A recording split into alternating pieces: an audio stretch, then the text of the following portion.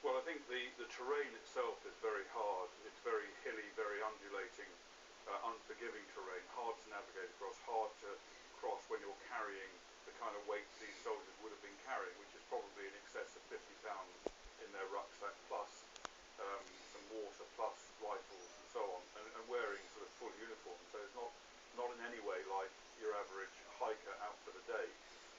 But I think, of course, in this case, it's most likely that the real cause of these casualties was the intense heat. Of course, 30 degrees centigrade in terrain that is very much lacking in shade, and when soldiers are forcing themselves to the limit of their endurance, heat can sometimes be a killer. And of course, this sort of training is necessary because many of our soldiers are serving in very hot conditions at the moment around the world. Of course, and the likelihood is that the last thing that the military want, and in my experience, every effort's taken to avoid exactly what happened on this occasion. But it's necessary to train very, very hard in all forms of battle simulated conditions, including in high temperatures, because if you train hard in peacetime and prepare for military operations in the hardest possible circumstances, then of course that saves casualties in war.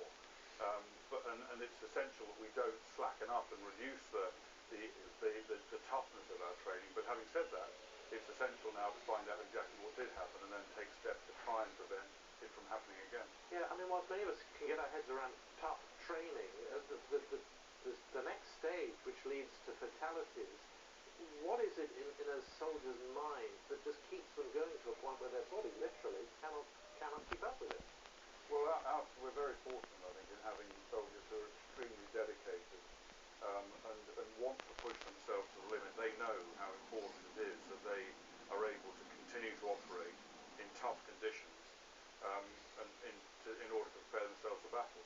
And of course, if this was indeed soldiers preparing for SAS selection, then those soldiers are probably even more dedicated than the average. They're determined to get into the SAS, which is the goal for many soldiers, the ultimate goal.